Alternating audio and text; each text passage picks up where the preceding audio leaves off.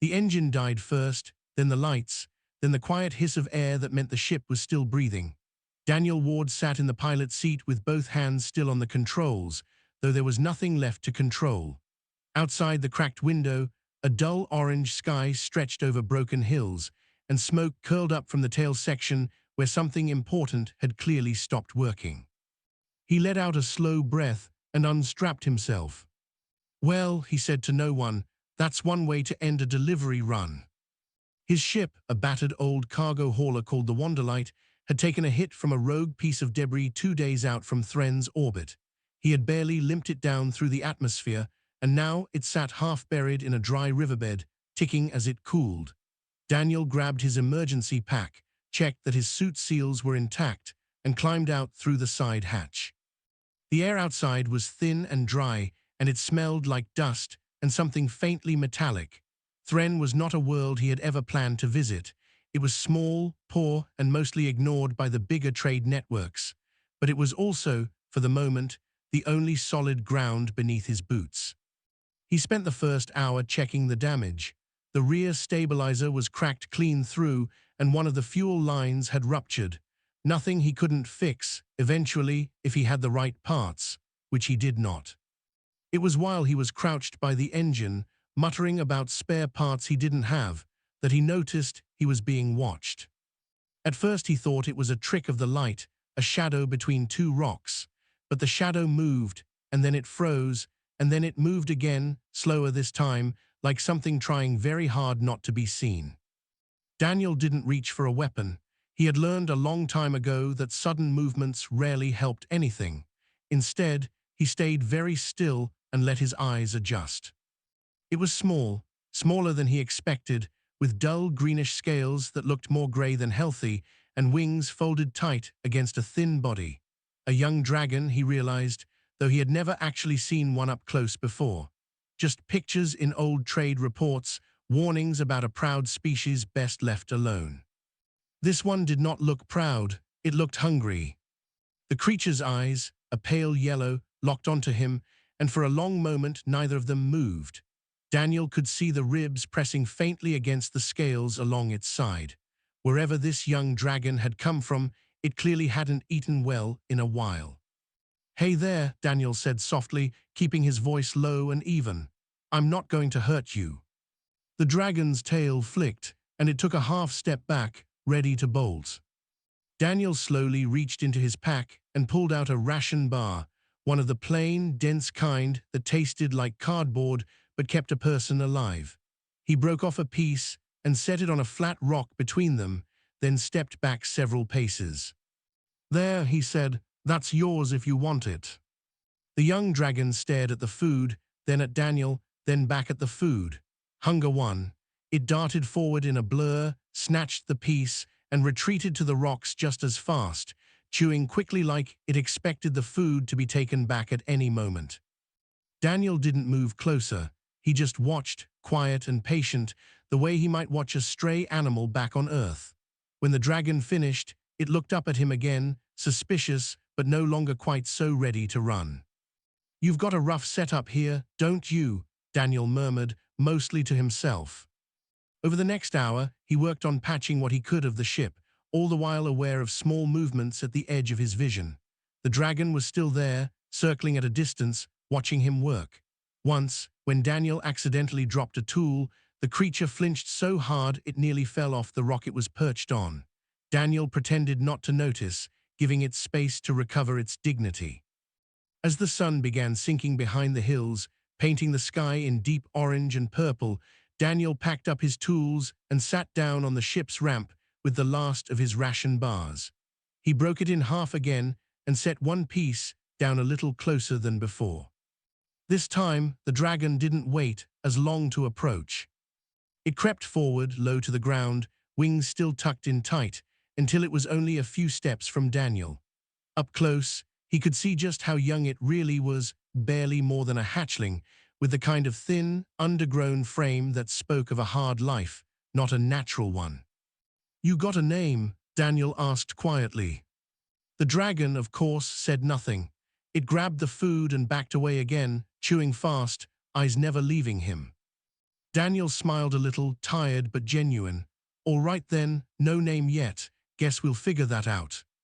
He didn't know it yet, but this small, wary, half-starved creature watching him from the rocks was about to change more than just his stay on this dusty, forgotten little world.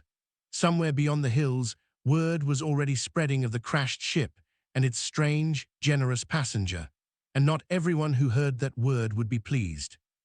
For now, though, there was only the fading light, the quiet hills, and a hungry young dragon slowly deciding that maybe, just maybe, this stranger was different from the others who had come before. Daniel finished his half of the ration bar, leaned back against the cool metal of his ship, and let the first real silence of the day settle around him. Tomorrow would bring more problems. Tonight, he was simply glad he wasn't alone out here.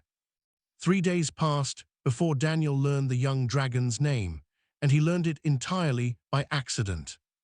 He had been sitting outside the Wanderlight, sorting through a small pile of scavenged wires, when a rough, cracking voice came from behind the rocks.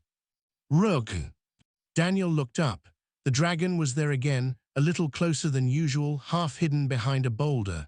Rook, it repeated, tapping its own chest with one clawed foot. Rook, Daniel said back, testing the sound. Good name, I'm Daniel. Rook tilted his head, clearly turning the sound over in his mind, then made a small huffing noise that might have been approval or might have been nothing at all. Either way, it was progress. Since the crash, Daniel had fallen into a routine. He fixed what he could on the ship during the day, and every evening he set food out, a little farther from himself each time, coaxing Rook closer without ever forcing the issue. It wasn't charity exactly. Daniel didn't think of it that way. It was just what you did when you saw someone hungry and you had food to spare. He had learned that lesson the hard way, a long time ago, back when his own world had gone through years where food was the only thing anyone talked about. Tonight, Rook had come closer than ever before, close enough that Daniel could see the fine details of his scales, the small nicks and scars scattered across them, evidence of a life that hadn't been kind. You don't have to sneak around, you know, Daniel said, not looking directly at him, giving him space. I'm not going anywhere fast, ship's still broken. Rook made a small sound, somewhere between a growl and a question.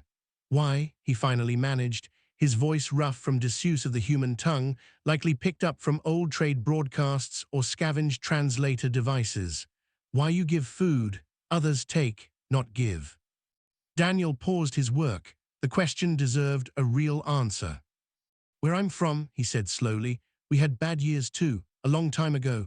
Crops failed, supply ships stopped coming for a while, and a lot of people went hungry. I was young, but I remember it. I remember what it felt like to watch food change hands and know some people were only getting scraps while others hoarded everything they could. He set down his tool. I decided a long time ago that if I ever had more than I needed, I'd rather share it than watch someone else go through that. Rook was quiet for a long moment, processing this. Others say humans take, he finally said, take metal, take crystal, take land, not give food for nothing. Some do, Daniel admitted honestly. I won't lie to you about that. There are humans out there who'd take everything they could carry and call it a fair trade.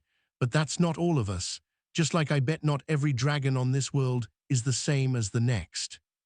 Rook considered this, his tail flicking thoughtfully against the dirt. It was at that exact moment that a new voice cut sharply through the evening air. Rook, get away from it.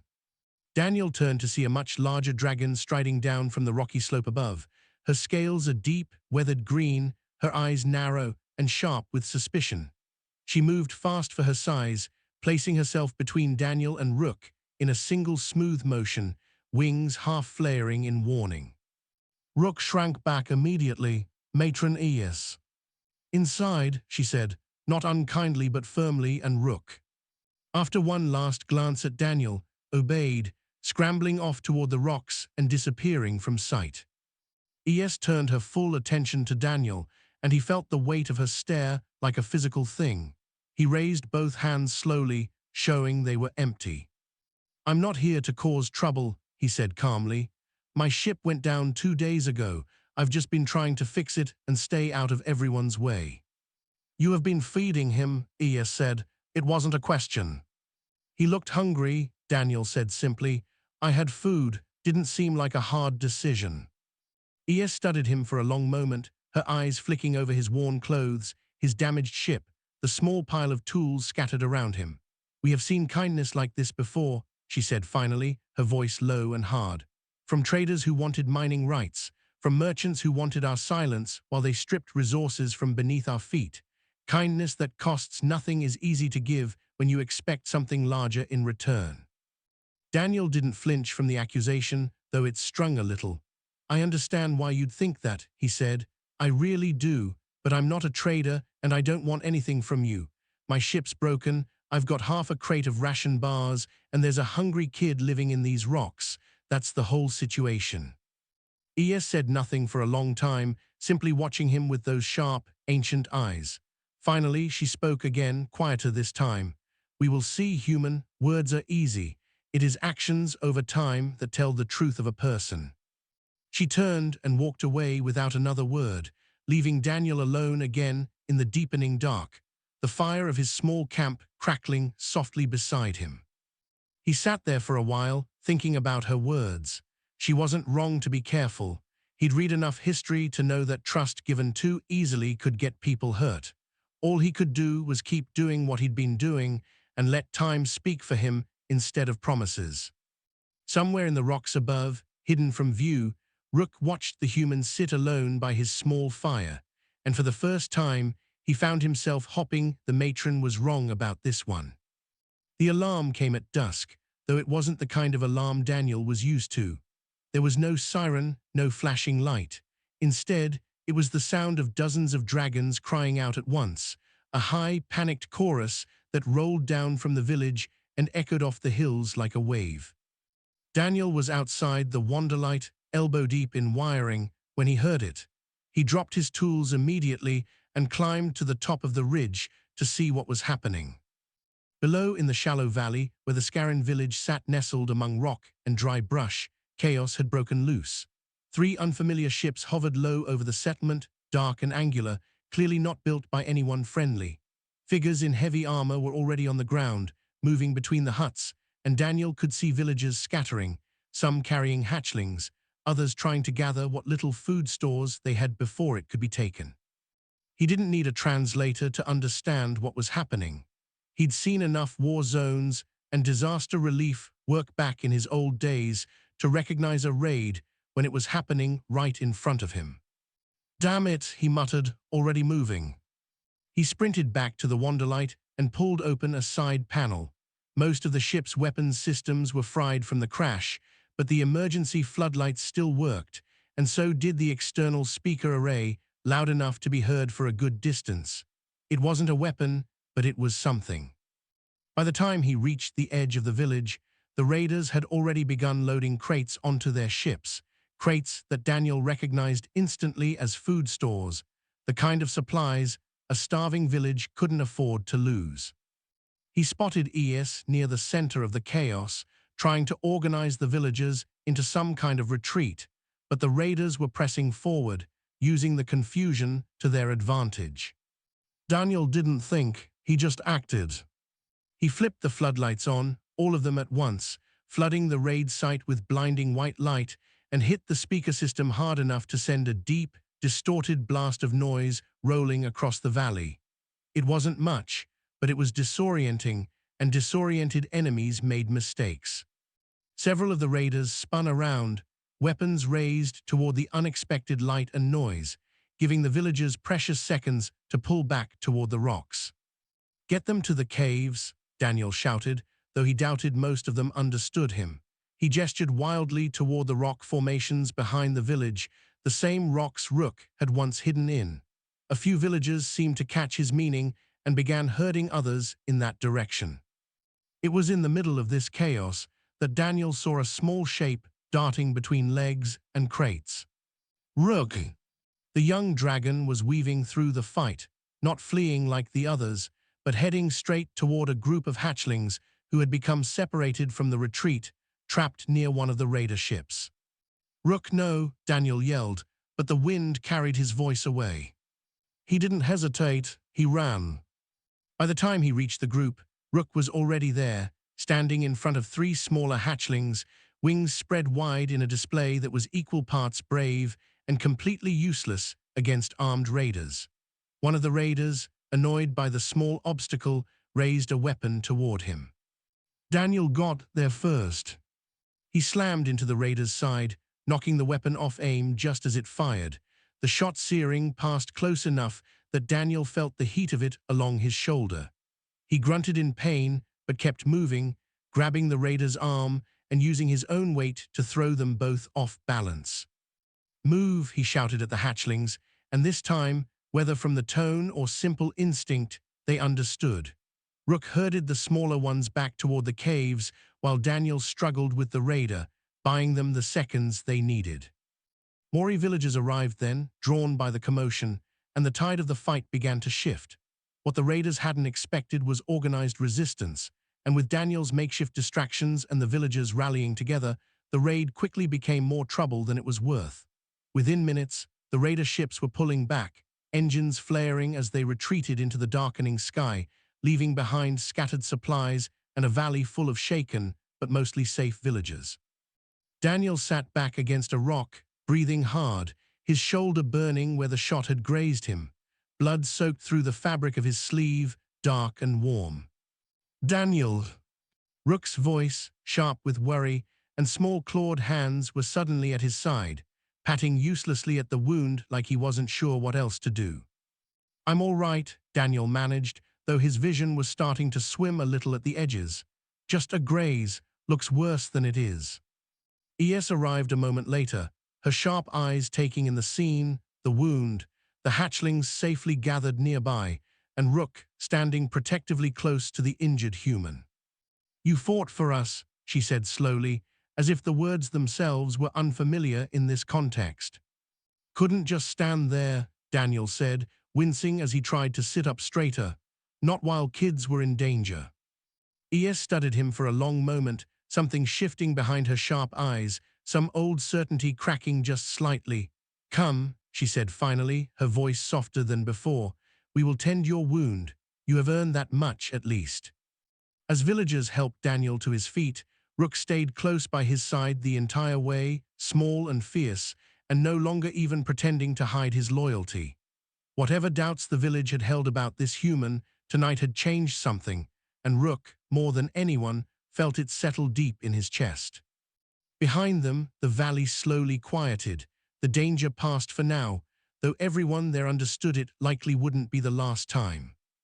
The wound on Daniel's shoulder healed slowly over the following week, tended daily by an elderly Scaran healer who muttered constantly about human skin being far too soft for its own good. Daniel didn't argue the point. He mostly just sat still and let her work, grateful for the care, even if her bedside manner left something to be desired. During his recovery, the village had shifted around him in small but noticeable ways. Villagers who once eyed him with open suspicion now offered small nods when he passed. Children, braver than their parents, sometimes crept close to stare at his strange, smooth skin or ask Rook quiet questions about the human in halting words. Even matron Eos, though still careful and measured in her words, had stopped watching him like a threat waiting to happen. It was on the 7th evening, with his shoulder finally healed enough to move freely, that the village decided to hold a proper meal in his honor. Daniel hadn't expected anything like it. Food on Thren was precious, hard-won through careful farming and even more careful rationing, and he understood immediately what it meant that they were choosing to spend some of it on him. The meal was set up in the open central area of the village, simple woven mats spread across the ground, small clay bowls filled with a thick, grain-based stew that smelled earthy and rich. It wasn't much by the standards of worlds with plenty, but Daniel could tell, just from the careful way it had been portioned out, that this was a feast by Thren's standards. He sat cross-legged near the fire, Rook settling in close beside him, as villagers slowly gathered around, some still shy, others curious enough to sit nearby and watch the strange human eat their food. "This is really good," Daniel said honestly after his first bite, and he meant it. The stew had a smoky, slightly bitter flavor that reminded him faintly of dishes from his childhood, though he couldn't quite place why. Rook, sitting beside him with his own small bowl, watched Daniel eat for a long moment before speaking. "You like it," he said, sounding pleased, almost proud, as if he'd had some hand in preparing it himself. "I do," Daniel said, smiling. "Thank you, Rook, and thank your village too. This means a lot." As the meal continued, more bowls were brought out, and Daniel noticed something odd. His own bowl kept being refilled, more than anyone else's, more than seemed fair given how little food the village actually had. When he glanced up, he caught Es watching him carefully from across the fire, and he understood. This was a test, in its own quiet way. They were offering him more than his share, watching to see what he would do with it. Daniel made his decision without much thought at all. He looked down at Rook, who was quietly finishing his own small portion, eyes occasionally flicking toward Daniel's fuller bowl with poorly hidden longing. Growth spurts were hard on a hatchling, and Daniel had noticed how Rook's appetite seemed to outpace what he was normally given, a leftover habit, perhaps from years, of simply not having enough. Without a word, Daniel picked up his bowl and set it down in front of Rook, sliding his own portion toward the young dragon. Rook stared at it, then up at Daniel, confusion clear in his pale yellow eyes. "That is yours," he said slowly, as if explaining something obvious. "You should eat." "I've had plenty," Daniel said easily, though it wasn't entirely true. "Go on, you're still growing, I'm not." Rook hesitated, glancing at the bowl, then back at Daniel, some old instinct clearly warring inside him. Finally, quietly, almost too soft to hear over the crackle of the fire, he whispered, "Save some for yourself." It wasn't a request. It was something closer to a warning, the kind of thing said by someone who had learned the hard way that food given away today meant hunger tomorrow. Daniel just smiled, warm and unhurried, and gently pushed the bowl the rest of the way toward him. "I'm all right, Rook. Really, eat." For a long moment, Rook didn't move, simply staring at Daniel with an expression far too old and weary for such a young creature. Then slowly, he reached out and pulled the bowl closer, beginning to eat, though his eyes kept flicking back to Daniel every few bites, as if checking that this wasn't some trick, some mistake about to be corrected. It wasn't.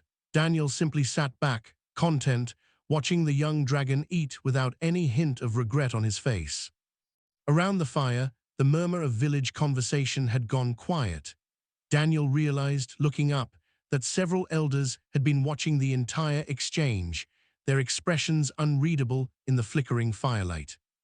Es rose slowly from her place near the fire and walked over, settling down across from Daniel, her sharp eyes softer now than he had ever seen them. "You gave your own share," she said quietly, without hesitation, without expecting anything back. "He's a growing kid," Daniel said simply, as if it were the most obvious thing in the world. "I've gone hungry before, I know how to handle it, he shouldn't have to."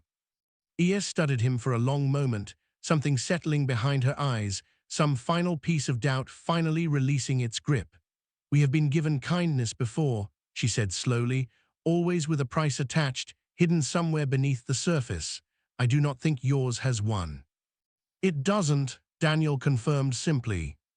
Around them, the fire crackled on, and slowly, quietly, the mood of the gathering shifted, something like real warmth settling over the village for the first time since Daniel's crash had brought him crashing, quite literally, into their lives.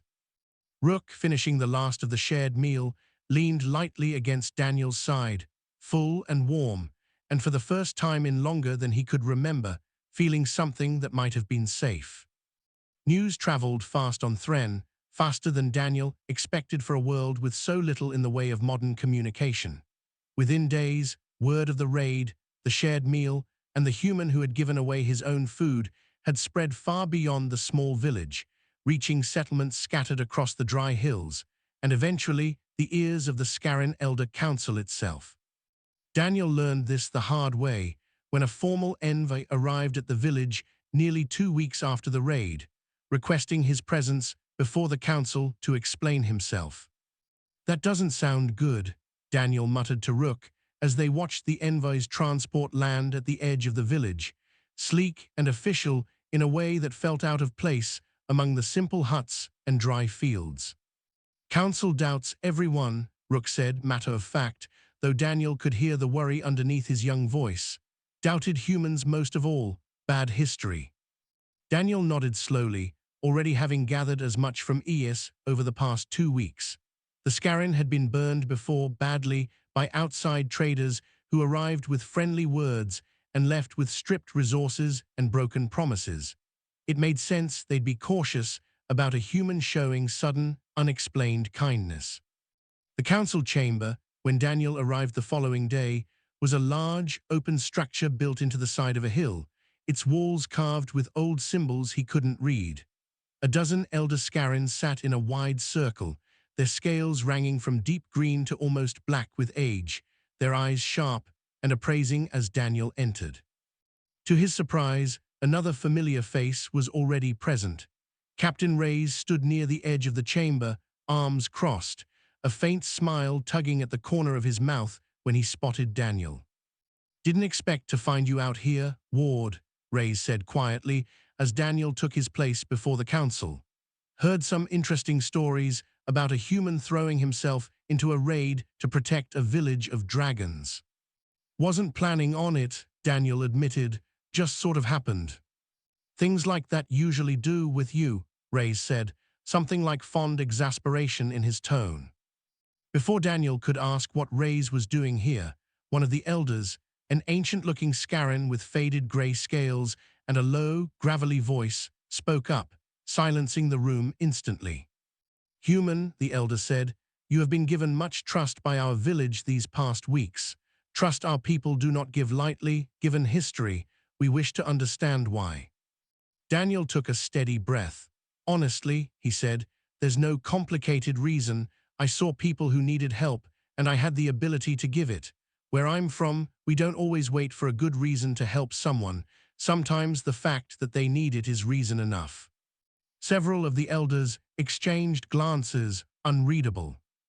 "Other traders have said similar things," another elder countered sharply, a younger-looking Scarran with a hard edge to her voice, "before taking far more than they gave."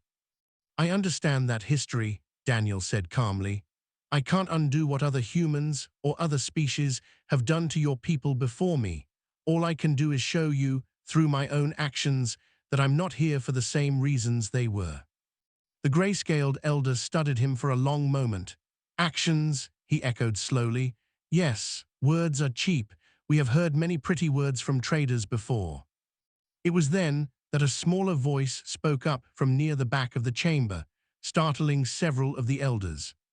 "I can speak for him." All eyes turned toward Rook, who had followed Daniel into the chamber despite clearly not being invited, standing small but resolute near the entrance. "Rook," Ea said warningly, though there was no real force behind it.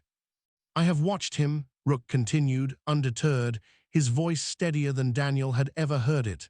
"Since the crash, he gave food when he had little. He fought raiders with no weapon, only light and noise, because hatchlings were in danger. He gave me his own meal, though he was hungry too, and told me nothing of debts owed in return." The chamber fell silent, every elder's attention now fixed on the young dragon standing so boldly among them. "He did not do these things for reward," Rook finished. "He did them because it was right. I have seen no lie in him, only kindness, given freely, again and again." For a long moment, no one spoke. Daniel, standing quietly to the side, felt something tighten in his chest at the young dragon's words, unexpected and humbling all at once. Finally, the gray-scaled elder spoke again, his voice softer now. "Bold words, young one, for one so small." "Small does not mean wrong," Rook said simply, and despite the tension in the room, Daniel caught the faint ghost of a smile pulling at Es's mouth. The council deliberated quietly among themselves for several long minutes, murmuring in their own language, occasionally glancing toward Daniel or Reyes.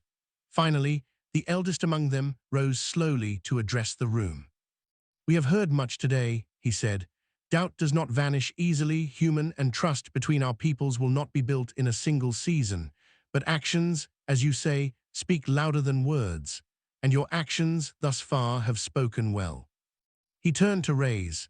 Your conv may establish formal supply relations with our settlements under careful terms, and you, his gaze shifted back to Daniel, are welcome to remain if you wish while these terms are built.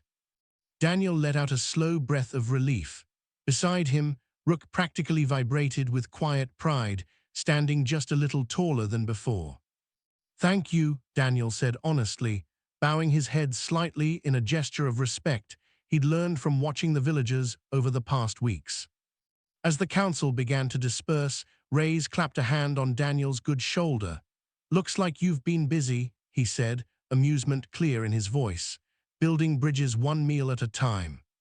Daniel just smiled, glancing down at Rook, who was already talking excitedly to a few of the younger council attendants, clearly relishing his moment of importance. Something like that, Daniel said quietly. Whatever came next, he had a feeling this was only the beginning. 6 months changed more of Thren than Daniel could have imagined possible, back when he'd first crash-landed in that dry riverbed with nothing but a broken ship and a crate of ration bars. The village had grown slowly but steadily, as steady supply routes brought real farming equipment, water purification systems, and enough food stores that no one had to wonder anymore whether winter would mean hunger. Captain Rays's relief convoys had become regular fixtures, and with them came other humans, cautious at first, then increasingly comfortable among the Scarran as trust built itself brick by brick, meal by meal, season by season. Daniel had stayed through all of it. What was supposed to be a short repair stop had turned into something far longer, something he found himself in no particular hurry to leave. His ship, fully repaired now, sat parked at the edge of the village, more a familiar landmark than an escape route. He spent his days helping organize supply logistics, teaching villagers efficient storage and rationing methods drawn from his old logistics training, and slowly, patiently, helping bridge the gap between two very different peoples who were only just beginning to understand each other. It was a quiet afternoon, warm sun filtering through drifting clouds, when Daniel found himself sitting near the village's central fire pit, watching a familiar scene unfold before him with a small, contented smile. Rook, no longer the small, starved hatchling from all those months ago, sat cross-legged near a newer arrival to the village, a tiny, painfully thin hatchling named Wren who had come in with her family only weeks earlier, fleeing troubles from a settlement further south. Rook had grown considerably since the crash, his scales now a healthy, vibrant green, his frame filled out with proper nutrition, and the simple security of knowing where his next meal was coming from. Wren, by contrast, still carried that same wary, hungry look Daniel remembered so clearly from his very first evening on this world.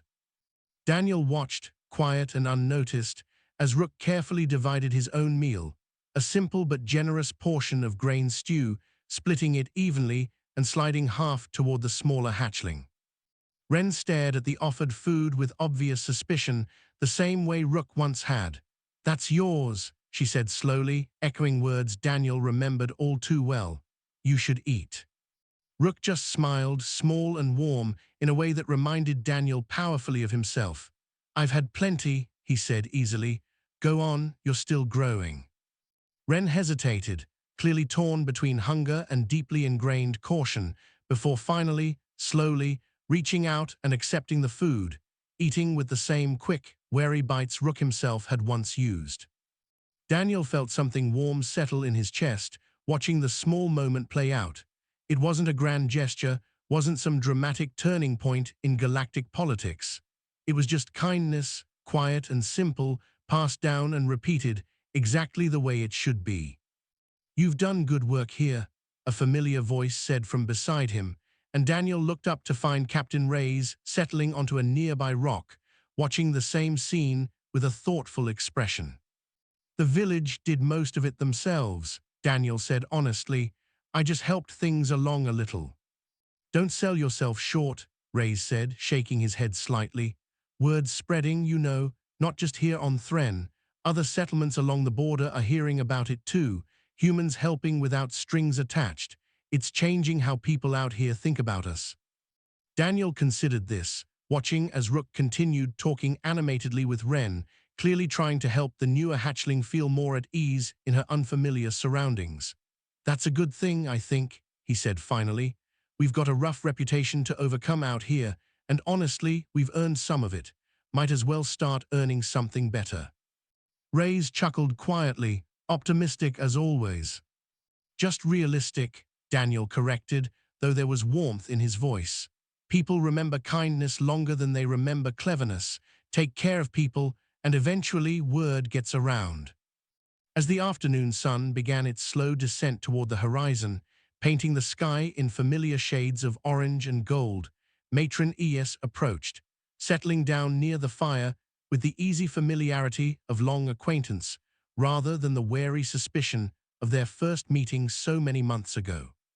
"He speaks of you often, you know," she said, nodding toward Rook. "Says he wants to help other villages someday, wants to make sure no other hatchling goes hungry the way he once did."